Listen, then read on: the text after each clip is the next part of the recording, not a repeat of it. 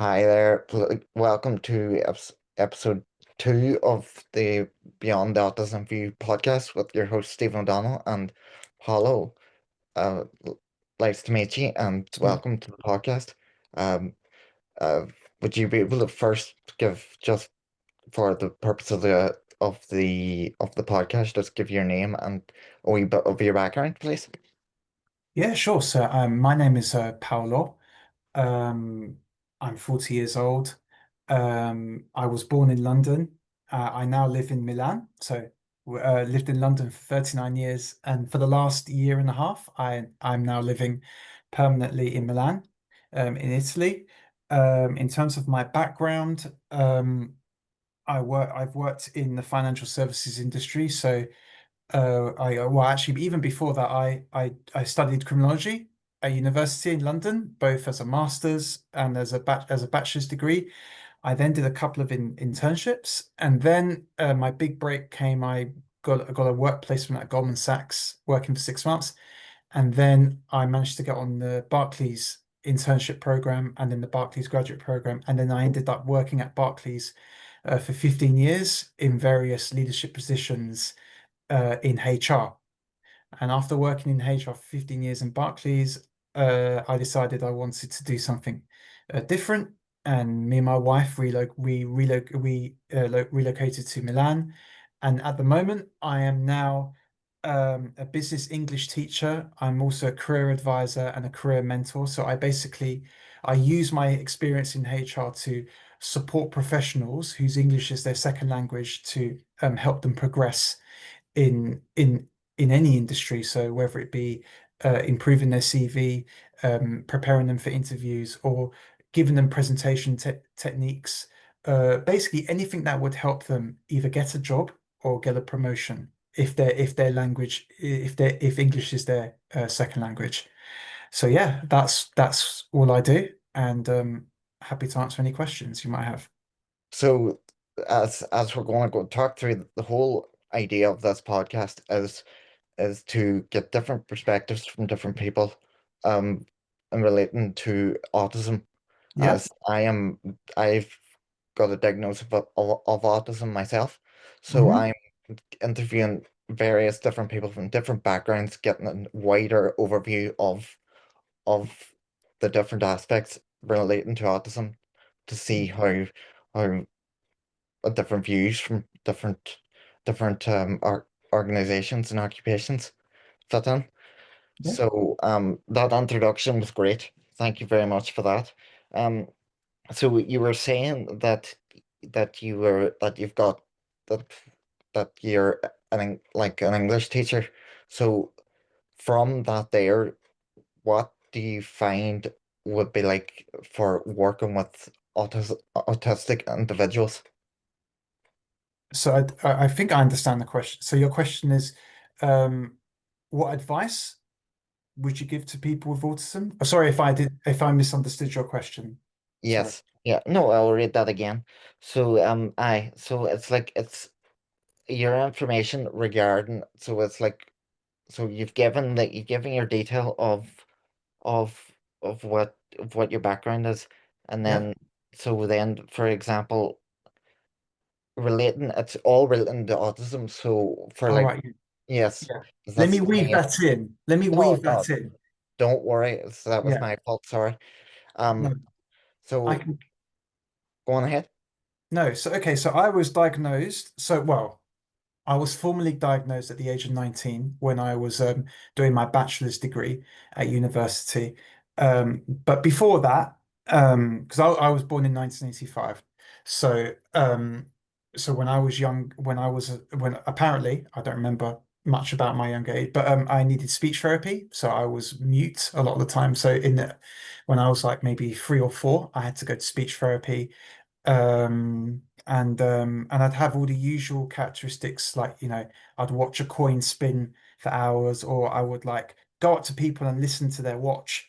All the sort of the stereotypical characteristics that someone on the spectrum would have. But in those days, autism wasn't known, so it was a learning disability when I was at school. So my parents always knew that something wasn't quite right. And I also knew that something wasn't quite right because no matter how hard I tried at school, I just wasn't getting those results. And, stereotypes say that, if you're autistic, you're supposed to be smart at maths. I'm not. I would say I'm the opposite at that as well. But I think my parents, credit to my parents, it's tempting to do this, but I know a lot of parents who have children who are autistic tend to wrap around with cotton wool. My parents treated me as if there was nothing wrong with me, even though they kind of did they knew. So throughout my life, I kind of just the analogy I like to use is that my parents would slightly prod me a little bit to go into the sea, if that makes sense. Like, when you dip your toe in the sea, it's really cold. You're like, ooh, but then after about a 30 seconds or a minute, your feet gets used to the water, and actually it's not so cold. And that was the analogy I think my parents gave me growing up. It's like prod a little bit, and then actually, you know what? It's a bit painful at first, whether it be social interactions, but actually you adapt to it. So that's kind of how in life, I managed to deal with situations, social interactions, employment, which is sort of throw myself in there, knowing that my body would get used to the temperature of the water or the temperature of the surroundings. So yeah, fast forward, I got diagnosed finally, and in at university because one of the lecturers was like, I think you might have then Asperger's syndrome. Now it's autism. So and then so yeah, when I got the diagnosis and I read up and I was like, wow, this is me. This describes everything. And also I have this dyspraxia as well. So which ties in with my autism as well. So that was really helpful. So I was able to get support, the local education support and everything. And things kind of just accelerated positively. The pieces of the puzzle kind of fitted together for me as well. So as you can probably tell or not tell, I do a lot of masking.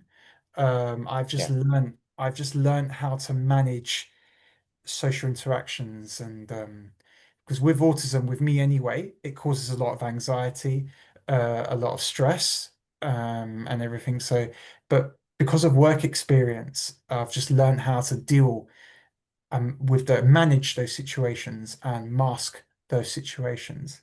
The downside to that, it means when I come back from work, I just want to be alone to rejuvenate, re-energize myself because it's hard to be fake for the whole day yeah.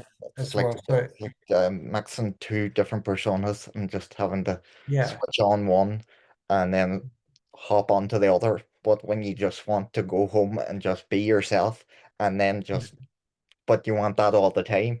But yeah, as in society, we just want they want you to just everybody the same, but nobody yeah, have their own special way of doing it. They just want everybody exactly one by one.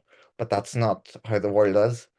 yeah, That's how the world is, but we don't want that. We want to be able to do it in our way, in our pace, and do it that way.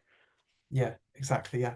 No, no, I 100% agree. And then the question is who is your real self? Because when you start masking for long enough, you sort of take on the persona in a way. So in a way, it kind of gets a bit confusing. So when I met my wife, when my wife met me for the first time, she also works at Barclays, and I told her I'm autistic. She was like, "What? No." No, but then when she was living with me, we've been married for a few years now. When she started living with me, she started to see and notice the characteristics as well, because I'd masked it so well. But obviously, when I can't mask it for 24/7, so then she would start to notice. Um, Again, I would say I'm on the milder spectrum. What's the word they look for? High functioning, I think is the term they use. So I'm very well aware it's a spectrum disorder. So everything I say here should be taken with a pinch of salt. It's for my specific part of the spectrum. Yes. as well, Sure, which I know is, that's the thing. Everybody's different, and I even find that myself. It's like I tell people, "Oh, am I autistic?" And it's like, "Oh, really?" And it's not until after a while that they've been with me they'd figure out, "Oh, he does this, he does that, needs to do this." Like I'll do things in quite a particular way, but and that's as like routine would be a big thing. yeah, Would that be something that would resonate with you yourself? Hello. 100% routine, as well, being fixated about something. The other things as well would be um, being selfish, selfish in a way that find it hard to see things from other people's perspectives, um, as well. And but I have to be honest though, and I think this is the case with some people on the spectrum that I have improved. So I was way more severe when I was younger, and I would say being in employment.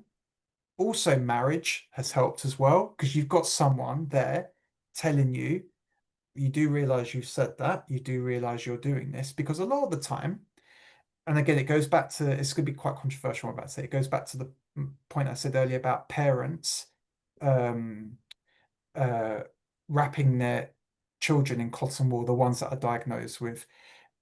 I'm not saying that's a bad, but I do, I do think though that people growing up with autism tend to get their own way, which is not a good thing because it just means then they become more stubborn and fixated about things, and it just means that there's no compromise there. And I think what I've learned with marriage anyway, and with work experience, is that you can't be a certain way whenever you want to. You've got to be flexible. You've got to show that compromise as well. So I definitely think I've say improved, become more neurotypical in, I guess, in that sense as well.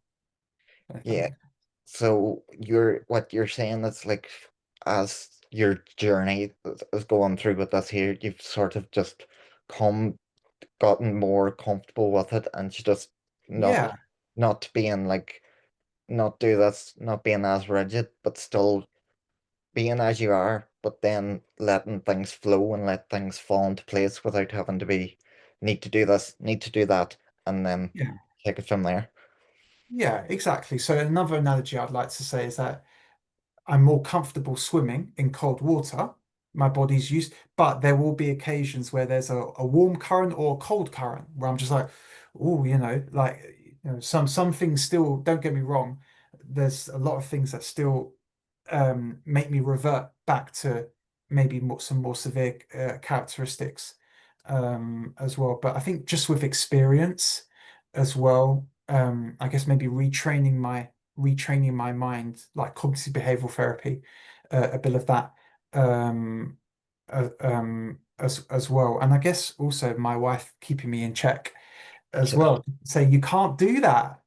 You just you can't do things like that as well. And it's so it's nice to have that feedback um as well. yeah, and having the feedback and having the support, and then just being able to just all together hopefully manage through just knowing that you need your help here and a wee bit there, or Yeah, everywhere, depending on what you're at. yeah, yeah, I would say so, yeah. Yeah. Don't think I can add more to that, yeah. Yeah. So thanks for that. But and then in your day job, with your how do you find How am day? I coping? Yes, yes, that's exactly it. Um, Well, yeah. No, go on. I'll let you continue, sorry. sorry. Did you want to continue? Sorry, I No, no, interrupted the that's it question. in a nutshell. Oh, I okay, fine. like so. So yeah. So yeah, I should also let you know that moving to another country for someone who is autistic is so the way that so let's start about moving countries here. So obviously, I was used to the routine, I was used to the bureaucracy, how things run and function in London.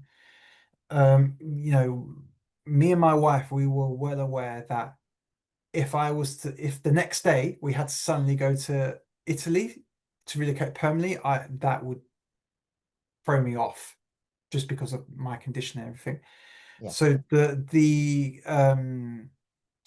what's the word what's the word I'm looking for? So the what's the word I'm looking for? The the way that we dealt with that situation, because I'm all about techniques. I like to use techniques to help me cope in situations. That's how I've helped to manage myself. Is that we would make frequent trips to Milan, and we would stay in Milan for about a week or so, going back and forth, so that each time I would get used to the city. I would be able to reorientate myself, adjust myself bit by bit. So that when it came to then eventually moving to Milan, it was pretty much painless, I would say, because I'd spent enough time bit by bit, the analogy dipping your toe in the sea. Uh, Yes. enough for me to be comfortable living here. And I am. I would say I'm pretty comfortable here now. And with teaching, so yeah, it was the same thing. Just start slowly. So started freelance and dipped my toe in um, starting to teach people business English, career advisory, and career mentoring. Um, so yeah, for me, my technique is just start slowly, in those situations anyway, and then you sort of I was able to sort of slowly adapt as well. But I think, I'm 40 years old now, so I've lived a long life in the sense that I've got a lot of experience to help me cope in situations like a sudden change from working in HR to now teaching people. And don't get me wrong, I get nervous and anxious and stressed at the beginning of each lesson as well, but I just mask it. Um, and then as the lesson goes on, I just become more and more relaxed um, as well. Would there be, so say for like on a teaching day for you, it's like you would find that mask was on at the start of the lesson, and then come then end of the lesson, then you're like, I can breathe for the next one, but then just trying to just keep it together, but not look like a full meltdowns happen. Yeah, yeah, you have to keep it together. So for me, like today, I did 3 hours straight of teaching, so I didn't even have a chance to breathe after finishing each lesson. But then when the last lesson finished, I'm just like, ah, like that. It's just a nice feeling because then you can just sort of be a bit more yourself. Yeah, And I that work and I work remotely as well. So I'm at home, which suits me. But I'm not liking it now because what's helped me improve has been social interaction, working in an office environment. I like, that helps me. So I am applying for jobs that would involve me working in an office environment as well, because I want to continuously improve my social interaction skills, neurotypical situations and stuff like that. yeah, that sounds great. Um, and when so for like with the skills instead of, for example, what I'm going to ask you next is like if you are now going now trying to give advice to somebody that whether they're autistic or not, even in the terms of dealing with autistic people, what sort of advice would you give them? Throw yourself in there. Honestly, like just jump in the sea is the analogy. Yes, it's going to be cold for a minute, but your body will get used to it and adapt to it. Honestly, and my wife has said and I'm lucky that have got my wife to just sort of support because um she's introvert, like she's not on the spectrum, but she's very ballsy in the sense that like just like go for it, don't hesitate, don't overthink, don't overanalyze, and everything. Don't be fixated about a certain thing. Like just throw yourself at it. Like here's an example. Like when I was 16, my dad said, "Okay, you're going to work behind a bar." I'm 16 and I'm a lot more severe on the spectrum back then. Um, and yeah, the first day or two, absolutely terrified. But I then got used to it, and that's how I got confident in social interactions. My dad just said, "You're 16 now. You're going to work behind a bar. You're going to make cappuccinos and espressos, and you're going to serve people, and everything." So yeah, I was terrified. Um, yeah, my dad could have given me a choice. He could have been like one of those parents that's like, "Oh no, we can't do that to you.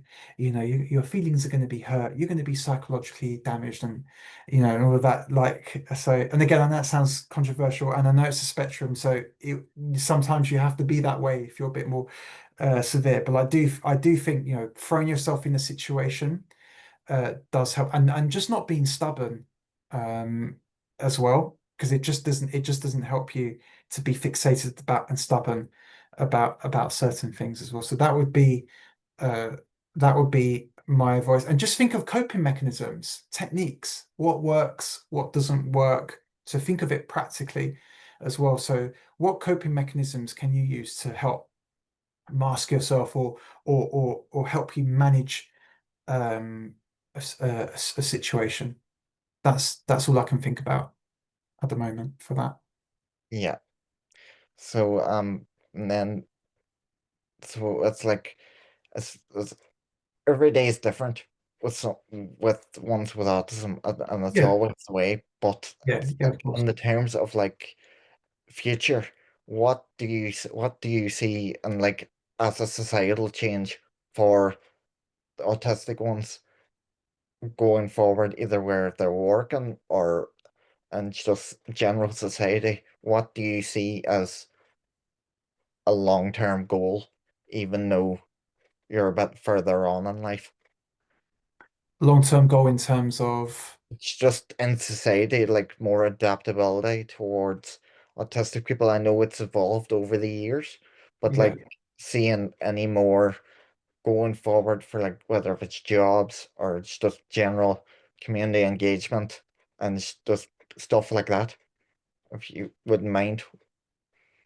So what's the question then? So what do you see more and as for like the future of ones with autism for like more either if it's more um being more integrated into society or Okay. more So I more see.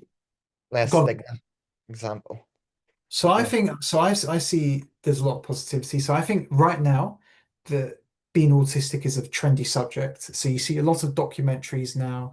So there's just a lot of more awareness and education. So I see it only getting better. There's more diagnosis now um, as well, and I don't believe that more people are autistic. I think there's always been that same level. It's just I think the techniques to diagnose people or the awareness is just greater now, which just means there's a lot more. It's a bit like crime. I studied criminology. For me, the crime rate is always the same. Yes. People say crime increases, but that's just because more crime is detected. And I just think it's the same thing. I think throughout the decades, the level, the rate of autism has always remained the same. It just seems a lot higher because a lot more people just know about it as well. And I think that's a good thing, um, as well. So I think for me, I think it's positive. It's going to translate into it's going to translate into a lot more support, understanding, awareness, self, and respect as well. In Italy, it's not the, I would say, it's not as good as it is in London. However, in Italy, they have a law. If you are more than 46% disabled, uh, companies with over 100 employees have to employ someone with a disability. So I didn't know I'm that. I'm registered as 50% disabled, and that sounds weird, but that's how it is in Italy. So Right. my job, so I have a part-time job, teaching job. That's a protected category role. So I was able to get that role because I have a disability. So that's EU legislation. I know in the UK you're either disabled or not, or you experience having a disability, or not. as well. So I just wanted to mention that. So I hope that, let me know if that doesn't answer your question. I'm happy to No, answer. no, it does, and it's given me more information on that. And then that's that's really good. And that's if, is there anything else you want to add? To add. I want to ask you a question actually. Go Uh, ahead. are you good at making impersonations of people? No. Okay, interesting. No, because I know a few autistic people who are really good in person. I'm a good impersonator. I'm good at mimicking people and things, and I think that's just because I part of my coping mechanism to become more neurotypical is that I have to ultra observe people in detail. And when you're having to observe people in detail to understand ways of social interaction, you pick up on um, ways of you pick up on their characteristics, which means so for me, I can impersonate people very easily as well. But I was just curious to know whether, and again, it makes sense because it's a spectrum disorder, so I'm not expecting everybody to be smart at maths. Or I'm not expecting Yes. everybody to be able to impersonate someone. So I was just Yes, because curious. that is like I know quite a few quite a lot of autistic people, and it's like I'll be walking into the room and it's like grand, work away. But then at the same time it's like we're all different, but we're all unique in our own way, which is great. Yeah. And as and like from as you would probably find in your own experience of like the teaching side, that would be you come across if you were around others and autistic individuals, you just know, and Yeah. that's the great thing. Because I've been to conferences and loads of other things, and I'm just sitting there, and you're like, I'm home, Yeah. Yeah. and Yeah. and that's Like, and that would that be the same for yourself? yeah, 100%. 100%. And I remember when I was working in the Barclays office, like I would self-diagnose people to myself. I wouldn't say it to them. I was like, that guy is definitely autistic, like 100%. But whether he or she knows or is being diagnosed, or whether other people think the same thing. But yeah. So and also when I'm teaching as well now, I can sort of spot and see like, okay. So and it means I can then adjust how I can interact with them as well. But yeah, no, it does feel great to meet others um as well. But it's been a journey. I know I make it sound like it's easy. Like I hated school. School was so bad for me anyway. Um like just like social interaction and everything. Like it was just And yeah, have you found it easier as you've gone through in life? You found it 100%. gotten 100%. easier. Yeah, 100%. It's got easier for me, especially university was amazing. Like my social interaction skills just went like, just understanding neurotypical people just kind of went. Uh, That's amazing. so I would say the correlation was definitely starting employment. Being in employment really, really helped me anyway, improving myself. Also, uh, not just being married, but like having long-term relationships with people helps because now you are living with someone, they're sharing your space, and in a way, like they're shining a mirror onto yourself as well. What I found actually with people with autism or with myself anyway is that you just develop bad habits stuck because you're either fixated or you're stubborn about it. It translates into bad habits, bad routines as well. And you don't realize, it's become almost normalized because you do it. So, and then it takes one person to show you, like, you can't do that, you can't say that, or why are you doing that for? Um, as well. So I've certainly become a bit more considerate towards other people or based on what I say or my actions as well. Um, is there anything else I want to say? Uh, I don't think anything. I don't think anything springs to mind, to be honest. But So if you have any questions for me, I'm very, very open yeah, to answering any. no, that's no problem.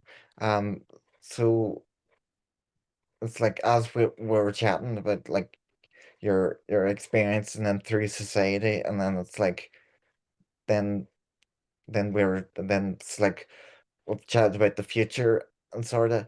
So if you were like giving advice now to somebody that was autistic and that was you were just walking into a room now, what would you what would be your key bit of advice towards? So I if think, I go go on. ahead. No, Yeah. you carry on. Gonna repeat the question just so I'm wondering for if you're giving advice to fellow autistic people, what would be your bit of advice, basically? I think it'd be very similar to what I said before. Just throw yourself in the situation and don't be so stubborn. Try new things. So another thing as well was eating things. You know, growing up, I only liked certain things, but now my palate has widened so much as well. So yeah, be open to things. Don't be stubborn, and just throw yourself in the situation. Each of those things are really daunting. I know. Trust me, believe me, because had to do that myself. Again, spectrum disorder, so it's not going to work for everyone. But based on my experiences, that really helped me as well. And just yeah, don't always get your way because that just doesn't develop you as a person. If you're always getting your way all the time because you're stubborn or you're not flexible, think about yourself. How are you developing as a person? You're just going to remain stuck as the same person. If you, don't know if that makes that makes so Yeah, it does. I get it because like people would like sameness, they like routine. That's great, but how do you develop as a person like that? It's almost like you're walking on the tree, and I get it because, and I'm the same. So, I like routine. I like repetitive things because you know in advance what the sensation is going to be like, what the taste is going to be like, what the feeling is going to be like. So I completely get it. But then you've got to think about, how are you going to evolve as a person, um, as well. That's another thing I would also say, as well, because if you're not happy with yourself, I would say one of the reasons because you're experiencing the same thing over and over again. You're not experiencing variation, um, uh, as well. So yeah, Yeah, so what you're saying is just it's good to step out of your comfort zone every so often. yeah. Life And begins out of your comfort zone. yeah, that's Easier said than done. Believe me, I know. Like for example, like today, actually, just before we went on the call, I got a call from Accenture, and I'm like, out the blue, didn't plan for it, so I had to improvise. But I was like, I was sweating, I was nervous, I was anxious because I had to improvise. I had to improvise. It was spontaneity. Um, yes, it's the sort of the fight or flight response. And it's just yeah, one for it. yeah. Exactly. And like and because of my autism, I'm very risk averse. As well. I like to reflect. It's very difficult for me to make a spontaneous decision like, yeah, okay. And my wife has said like you can't do that when you're looking for a job. You gotta show them confidence. So you gotta be like, yeah, I can do that. So it's a bit like with the job description, right? When you apply it for a job, for me, I used to do this. I think, okay, I'm not gonna apply for the job unless I could do every single thing. Yes. Um, but my wife and other people have told me it's like no one is expecting you to know to do all of those things. And also, the reason why you're applying for a job is because you want to learn new things anyway. So it's only going to be natural that you're not going to know everything on a job description, um, as well. So I know I've gone on a bit of a tangent Oh no, that's there as okay. well. But yeah, That's okay. yeah. So yeah, I think that's yeah. Yeah. Well, unless you've anything else you've wanting to ask, it's because that's been a very good insightful interview. thank you. Have you, I mean, I don't know how many people you've interviewed, but has You're there the been first one. common? Oh, nice. Nice. Yeah.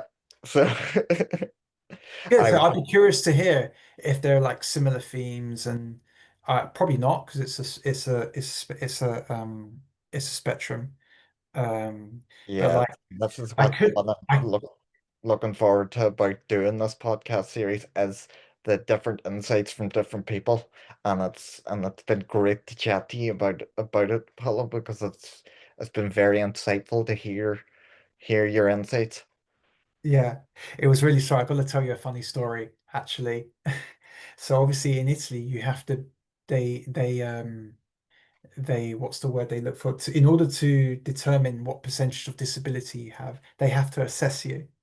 Yes, And my wife was saying like you don't be too neurotypical. Like don't put too much of like take off your whole mask.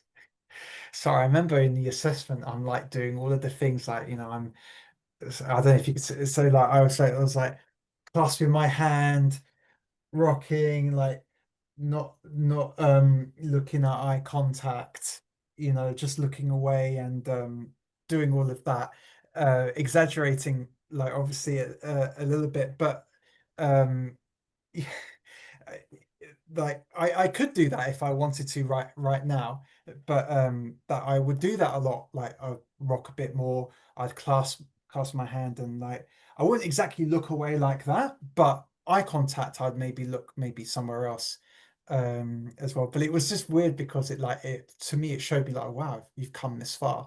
That like for you to suddenly reverse and be like that, you'd I felt like quite self-conscious doing that in public. So I just thought that was I wanted to sort of to share that and just be and I always think humor um, just helps people as well. So don't take life so seriously. I know I think with some people who are autistic, they're quite serious. And I get that because, you may be a bit monotone or like, um, you're not as sensitive to emotions and feelings and stuff and stuff like that as well. But I'll stop there. yeah, I think yeah, I think we've covered everything. But if you do have any more questions now or any more questions after, I'm very happy to reply. And actually, I think you should also interview people who are non who are neurotypical, who maybe uh, who maybe are in a relationship with someone who's autistic. I think they'll be able to give you a really fascinating angle with that yes. because it's very That's difficult for me to look outside of the box, stand outside of the box and look at myself like 360 review. Yes, yes, I understand what you mean. Like you're just saying it's like you've got your environment inside the box, but you want to be outside it. Have a wee look around to see am I missing something, and then hop Yeah. back. Yeah. No, exactly. Yeah. So I think that would be, I don't know if that's something you're planning to do, but I just think that'd give you maybe an extra dimension, maybe. Well, Uh, thank you very much. I didn't actually think of that, but that's another thing. That was just fantastic. And if you have any questions before, it's going to be a while before I upload this, but I will be when it gets to be put out, I will let you know. And if you yeah, have anything else, feel, please let me know. Sure. feel free to edit it. Like if there's things you want to edit out, that's fine. Like obviously you want to make sure that it's appropriate for, because I'm assuming it's going to be online for the public Yes, to see. I'm That's fine. planning sticking it up on YouTube. YouTube and the essential the the normal social networking sites. Okay, that's fine by me. Yeah, you don't. You don't need to. Uh, I'm pretty comfortable with what I said. Um, I don't think people would be offended with what I said. I mean, I said some harsh truths about how some parents bring up their children, and I completely get it. I completely get it, but I just think it works. It's very detrimental to their development when they're older. And I'm pretty sure that if my parents mummy coddled me when I was growing up and stuff, I I think my life would have been a little bit different. And I know it depends on where you are on the spectrum, but I do think that um, parents just need to be a bit more self-conscious about how they bring up children who are too, because they could actually make it worse. Um, I know it's very controversial Yeah, to say. but I know it sounds controversial, but I know what you're chatting about. Yeah, So I'm probably, and that's I'm probably not articulating myself very well, but as long as you know what yeah, I'm sort of trying to. no, I have been around a long time. I've gotten to the stage now myself. I know what you're chatting about. Everything makes sense when I'm chatting to a fellow autistic person. So it's like, Yeah, it's like for example, it's good. It's been great having my wife just sort of tell me off, you know. And I'm not saying, and my parents did the same thing, but I just think like people who have grown up autistic have not had that. Um, they've been given feedback, but I think the feedback could have been a bit like because there's different levels of feedback. There's like really that's nice all good. feedback, yeah, because otherwise you're just gonna be stubborn and repeat the same things, and you're gonna have that routine because you're gonna get your way. And I've just learned in life that, I really appreciate, my wife and my parents not letting me get my way all the time, because it's Yep. helped me develop, so Yes.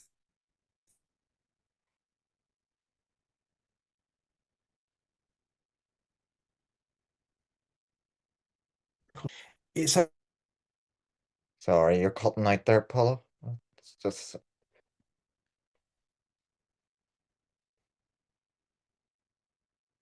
think your internet's going. No, I can't hear you. Right. No, okay. no. Oh no, I can hear you now. It's dipping in and out. I'm going to end this here No, now. let's finish it. Yeah, Yeah, but thank you very much. And no it's problem. been a pleasure. Have a great weekend. You too.